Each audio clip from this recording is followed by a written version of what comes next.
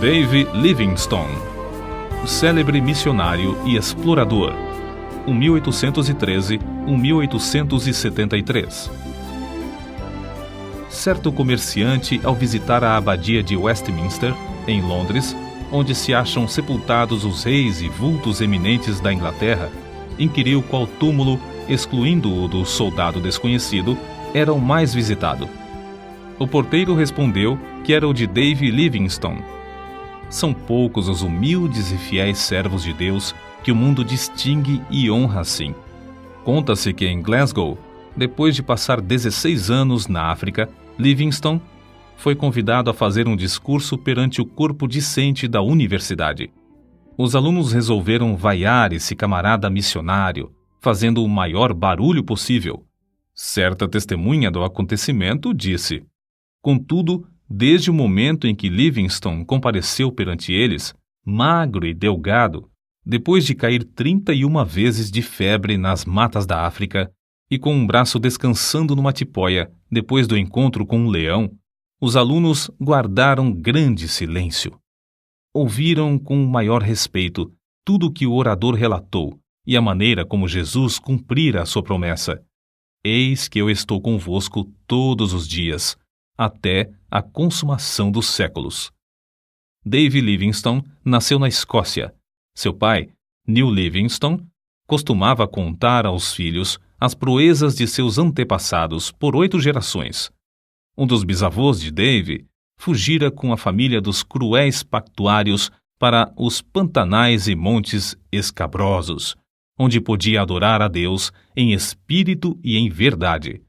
Mas mesmo esses cultos, que se realizavam entre os espinhos e às vezes no gelo, eram interrompidos, de vez em quando, pela cavalaria que chegava galopando para matar ou levar presos, tanto homens como mulheres. Os pais de Dave criavam seus filhos no temor do Senhor. O lar era sempre alegre e servia como notável modelo de todas as virtudes domésticas. Não se perdia uma hora durante os 7 dias da semana, e o domingo era esperado e honrado como o dia de descanso.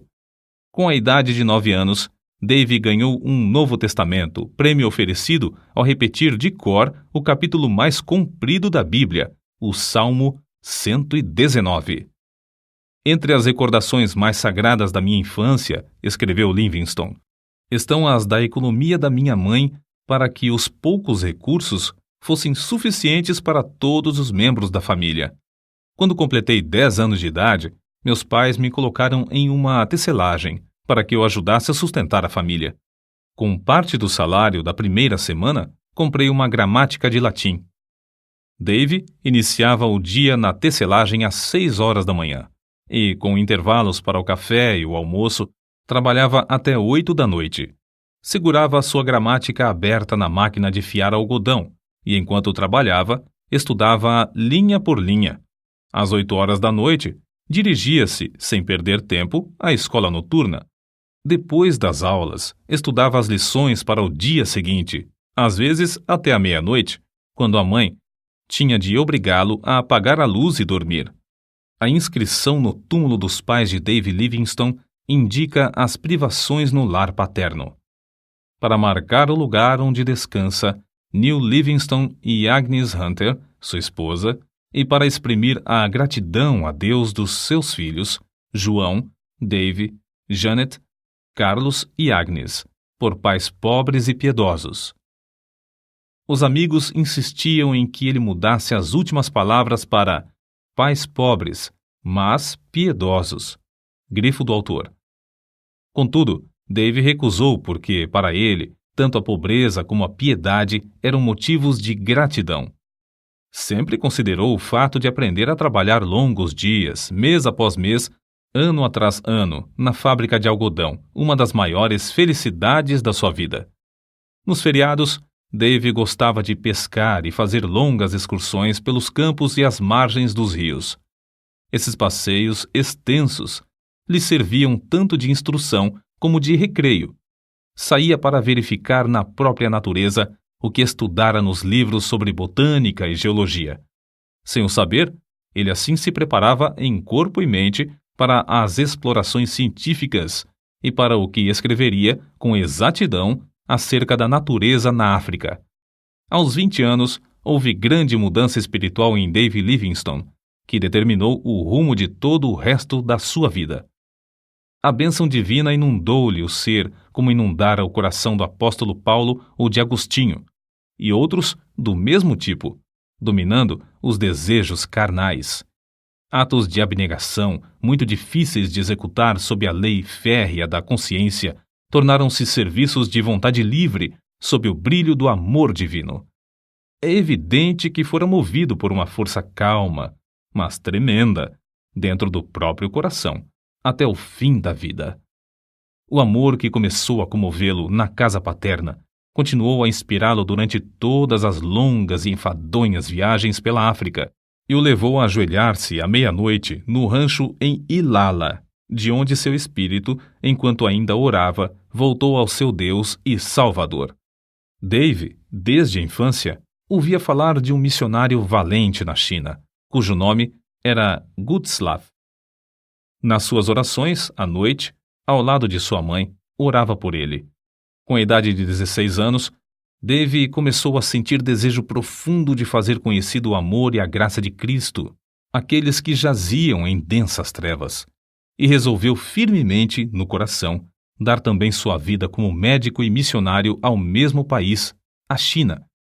Ao mesmo tempo, o professor da sua classe da escola dominical, Dave Hogg, o aconselhava: Ora, moço, faça da religião o motivo principal da sua vida cotidiana, e não uma coisa inconstante, se quer vencer as tentações e outras coisas que o querem derribar.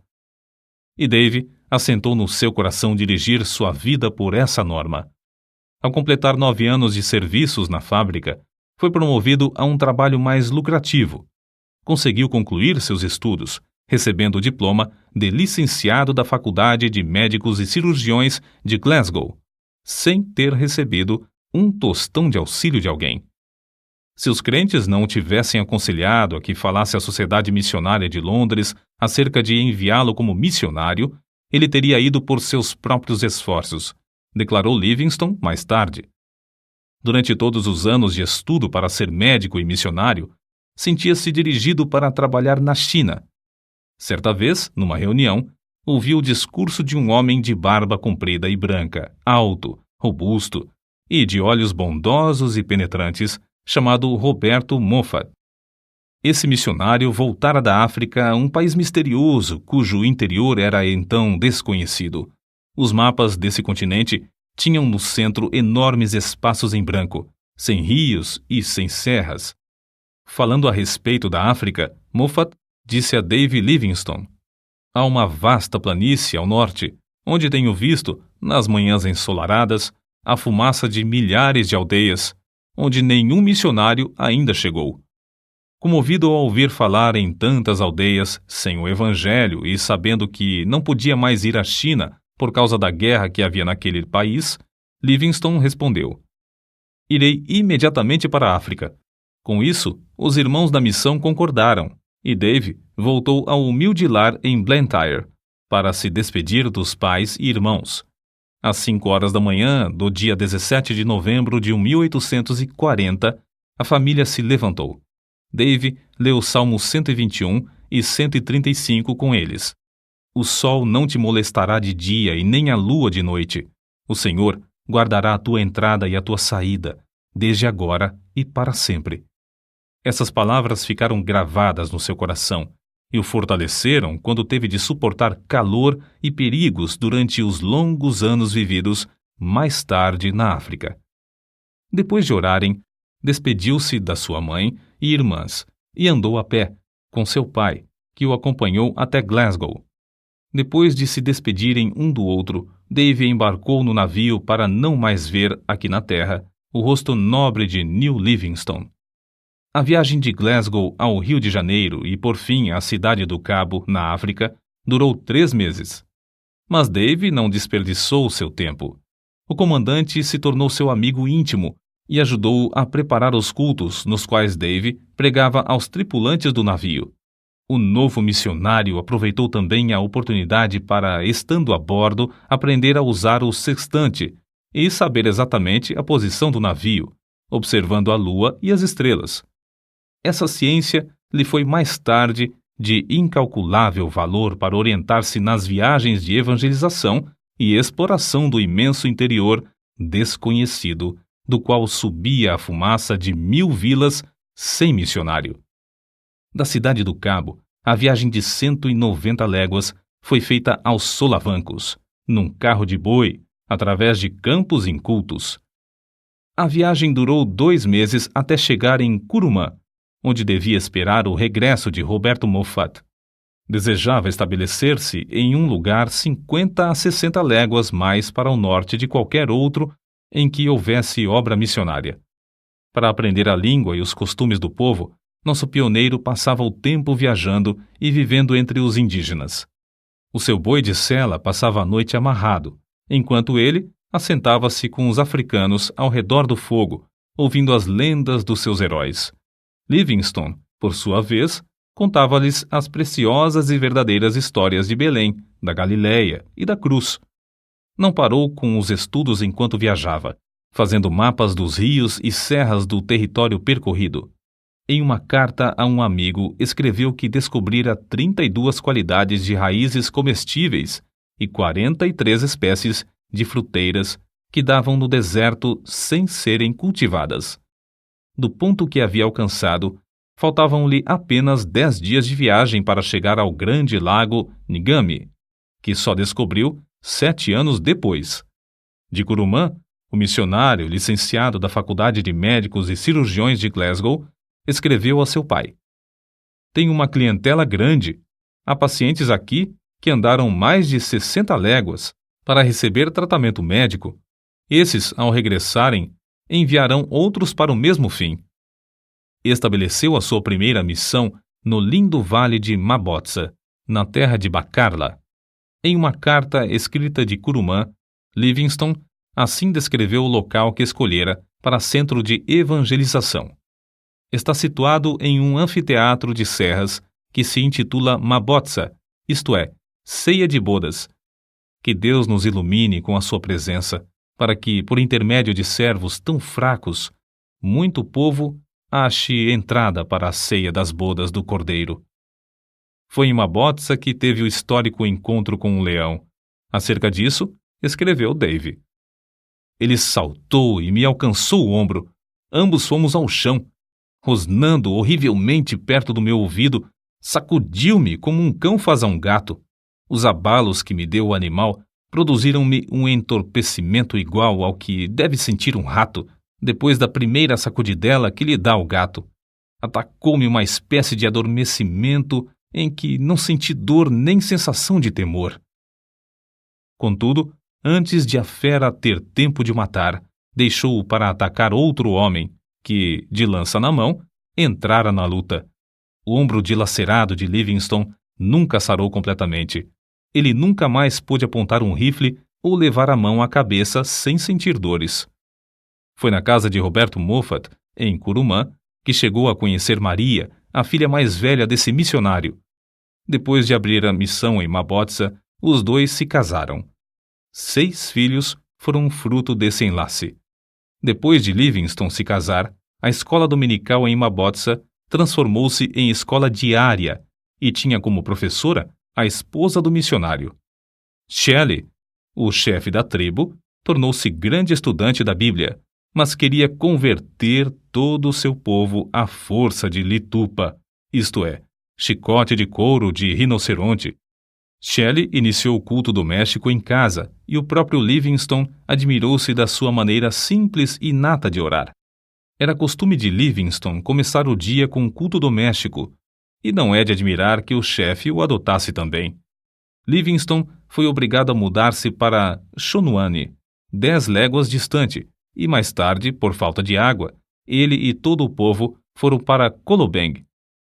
Foi nesse último lugar que o chefe da tribo construiu uma casa para os cultos e Livingstone, com grande sacrifício de dinheiro e labor, edificou a sua terceira residência.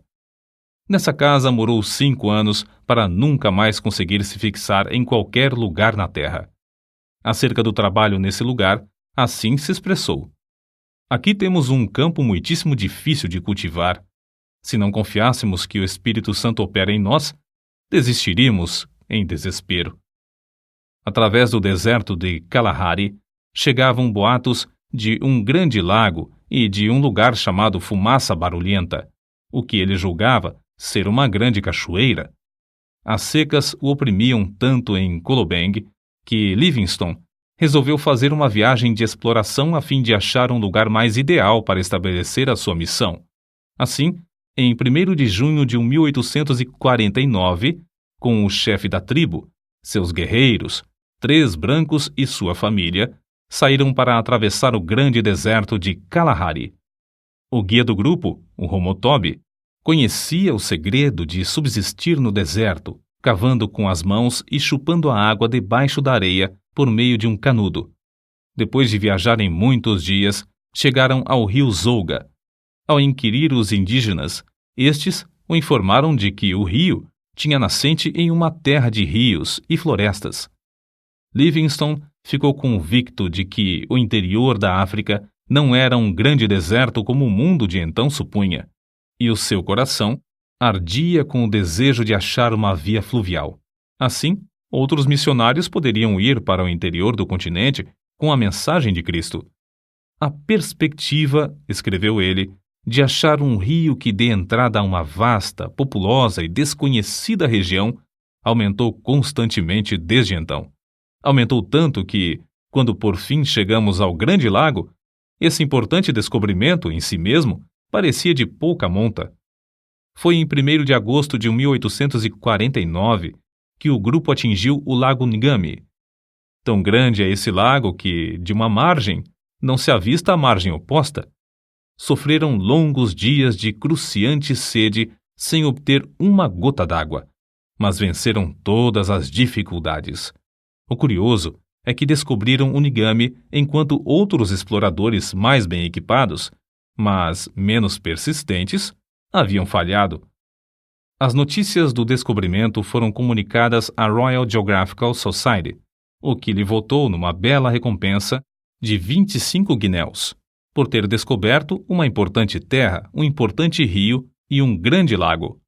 O grupo teve de voltar a Kolobeng. Depois de alguns meses, porém, iniciou novamente viagem para o Lago Ngami. Não queria separar-se da sua família e levou-a em um carro de boi. Mas, ao alcançar o rio Zouga, os filhos foram atacados pela febre e ele teve de voltar com a família. Nasceu-lhe uma filha, que morreu logo de febre. Livingstone, contudo, ficou mais firme do que nunca na sua resolução de achar um caminho para levar o evangelho ao interior da África.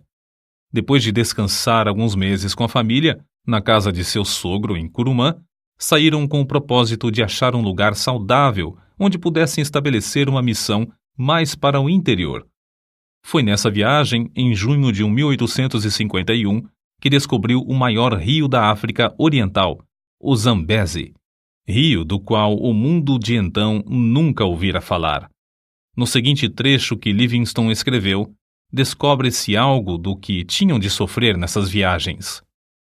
Um dos assistentes desperdiçou a água que levávamos no carro e, à tarde, tínhamos apenas um restinho para as crianças.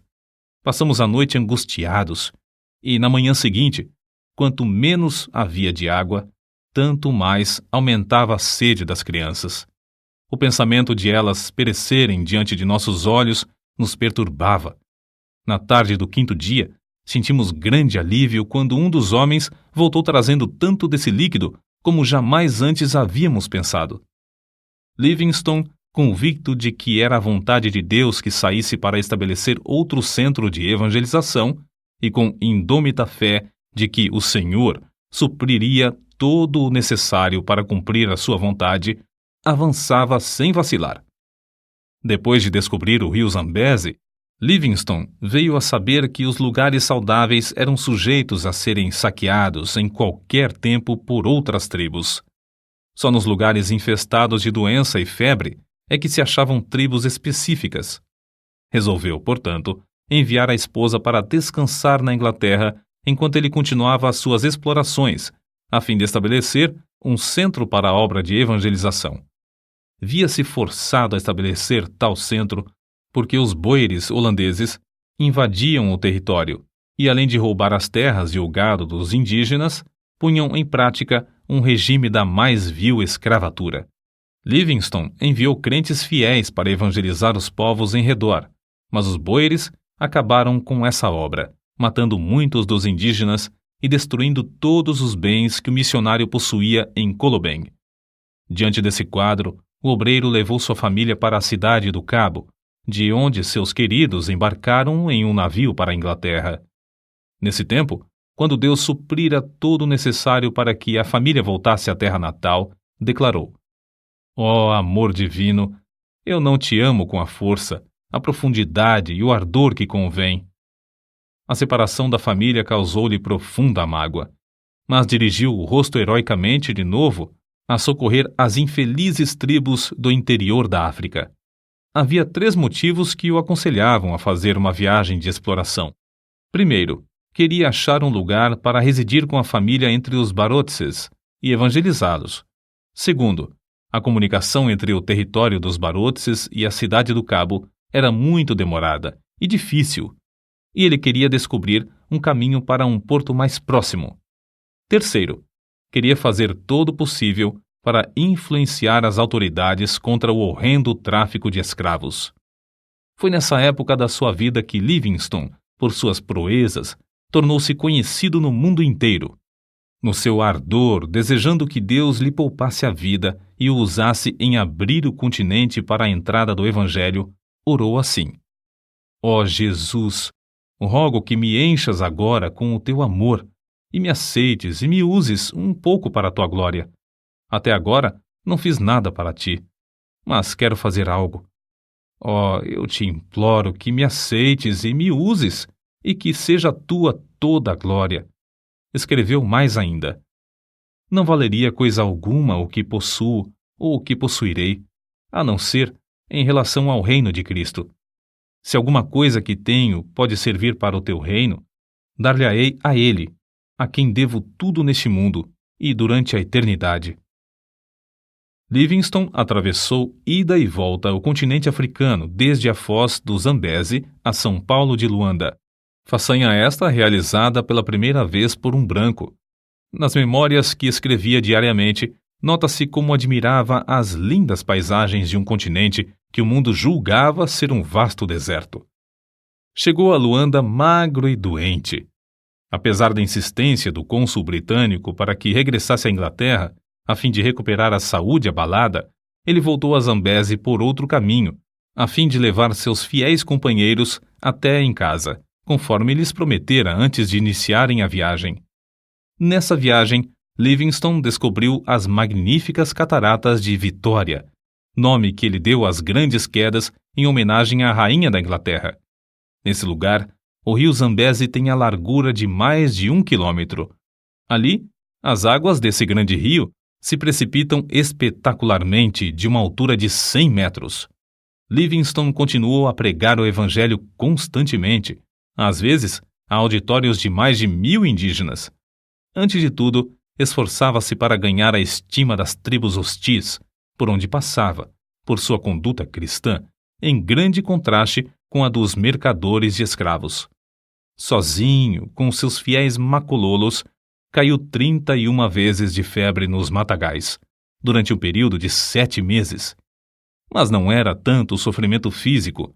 Suas cartas revelam a sua angústia de espírito ao ver os horrores do povo africano massacrado e arrebentado dos seus lares, conduzido como gado para ser vendido no mercado. De um lugar alto onde subiu, contou 17 aldeias em chamas, incendiadas por esses nefandos mercadores e seres humanos. Prometera à sua esposa reunir-se com a família depois de 2 anos. Mas passaram-se 4 anos e meio antes que ela recebesse qualquer notícia dele. Por fim, após uma ausência de 17 anos da pátria, regressou à Inglaterra. Voltou à civilização e à sua família como quem volta da morte. Antes de desembarcar, soube que seu querido pai falecera. Em toda a história de Livingstone, não se conta um acontecimento mais comovente do que o seu reencontro com a esposa e filhos. Na Inglaterra, foi aclamado e honrado como heróico descobridor e grande benfeitor da humanidade. Os diários publicavam os seus atos de bravura. As multidões afluíam para ouvi-lo contar a sua história, como relata este trecho de sua biografia. O Dr. Livingstone era muito humilde. Temia passear nas ruas, receando ser atropelado pelas massas. Certo dia, na Regent Street, em Londres, foi apertado por tão grande multidão que só com grande dificuldade conseguiu refugiar-se num táxi.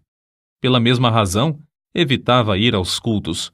Certa vez, desejoso de assistir ao culto, meu pai persuadiu-o a ocupar um assento debaixo da galeria, em um lugar não visível ao auditório.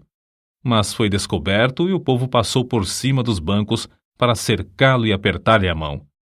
Uma das muitas coisas que levou a efeito, enquanto na Inglaterra, foi a de escrever seu livro. Viagens Missionárias alcançou enorme circulação e produziu mais interesse da questão africana do que qualquer movimento anterior. Em março de 1858, com a idade de 46 anos, Livingstone, acompanhado de sua esposa e filho mais novo, Osvaldo, embarcou novamente para a África. Deixando os dois na casa do sogro, o missionário Moffat, Livingstone continuou as suas viagens. No ano seguinte, descobriu o lago Nyassa. Recebeu também uma carta da esposa da casa de seus pais em Curumã, informando-o do nascimento de mais uma filha. A menina já estava há quase um ano no mundo quando o pai soube do seu nascimento. As explorações dos rios Zambeze, Tete e Shire e do lago Nyassa foram feitas com o propósito de saber quais os pontos mais estratégicos para a evangelização, e missionários foram enviados da Inglaterra para ocupar esses lugares. Em 1862, a esposa reuniu-se a ele novamente e acompanhava-o nas viagens, mas 3 meses depois faleceu, vítima da febre, e foi enterrada em uma encosta verdejante na margem do rio Zambeze. No seu diário, Livingstone assim escreveu: Chorei-a porque merece as minhas lágrimas. Amei-a ao nos casarmos, e quanto mais tempo vivíamos juntos, tanto mais a amava. Que Deus tenha piedade dos filhos.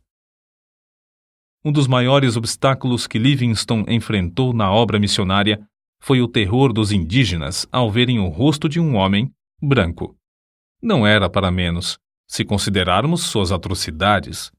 Aldeias inteiras em ruínas, fugitivos escondendo-se nos campos de alto capim, sem nada terem para comer, centenas de esqueletos e cadáveres insepultos, comboios de homens e mulheres algemados aos troncos, seguros pelo pescoço, conduzidos aos portos.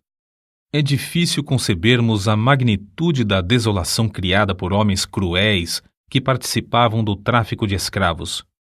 Esses homens tentavam, também, com ódio cruel e arte diabólica, terminar com a obra de Livingstone.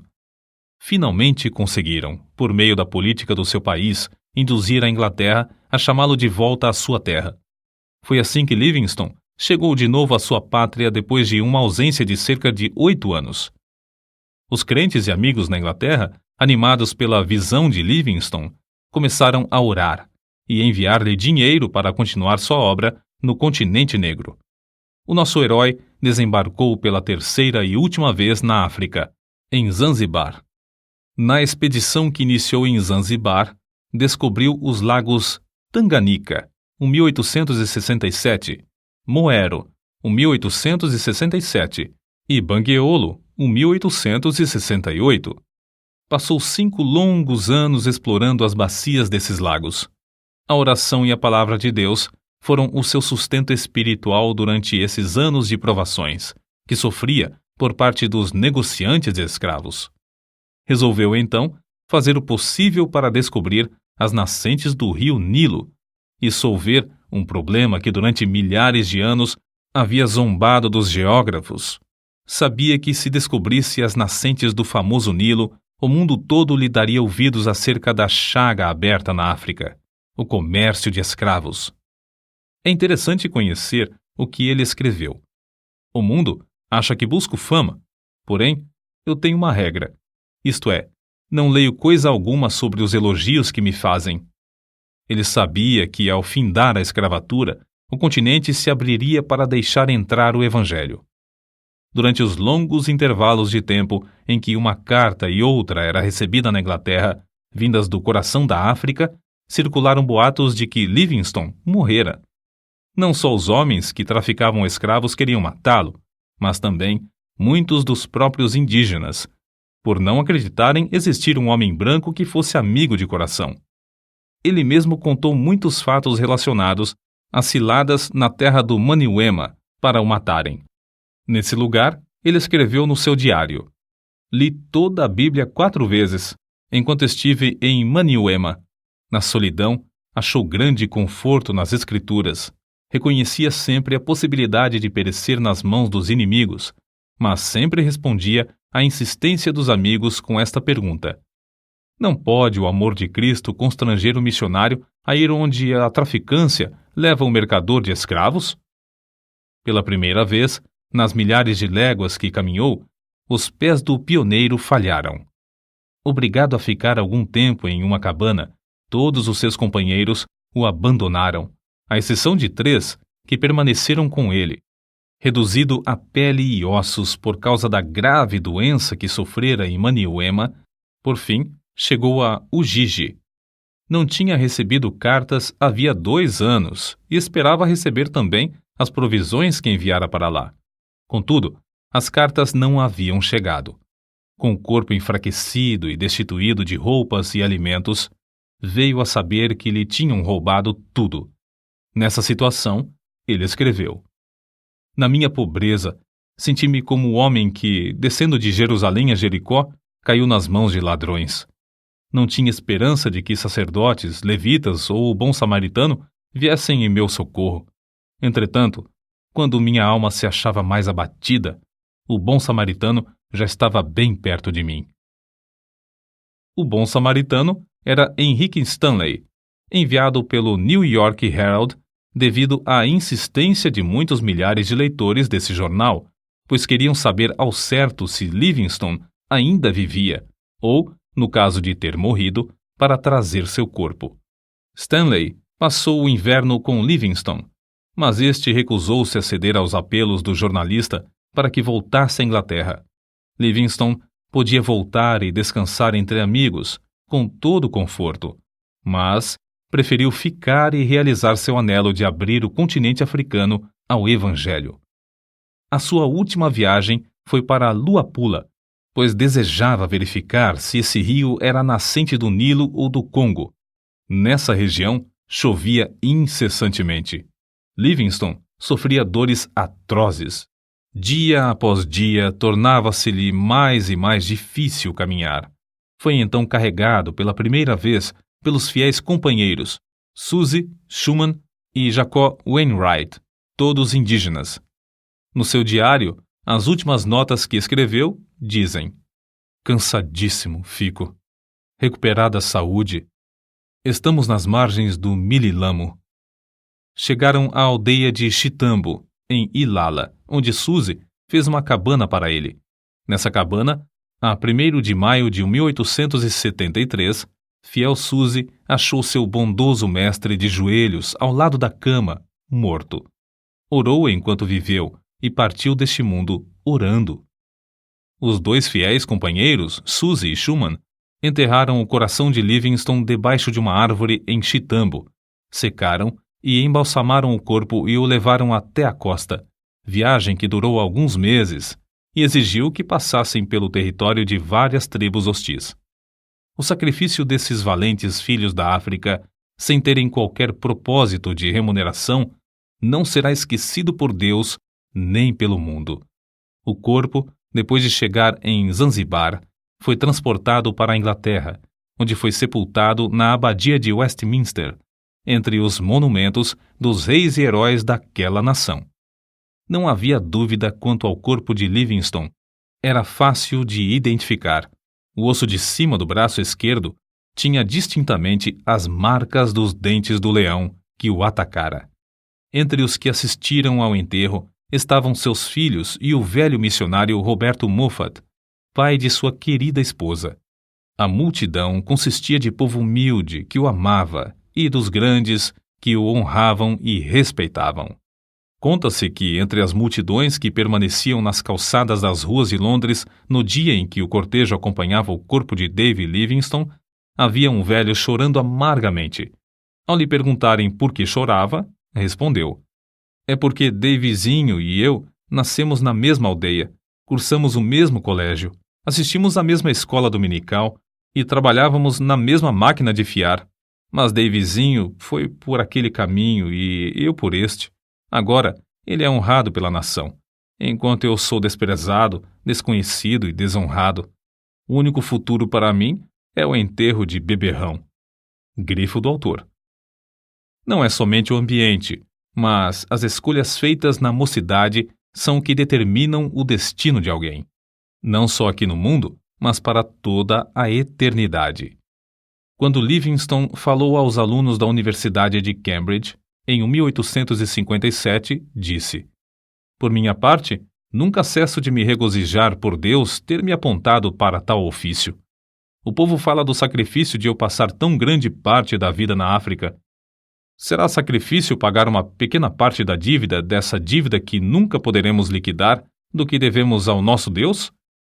É sacrifício aquilo que traz a bendita recompensa de saúde, o conhecimento de praticar o bem, a paz de espírito e a viva esperança de um glorioso destino? Longe esteja tal ideia. Digo com ênfase: não é sacrifício. Nunca fiz sacrifício.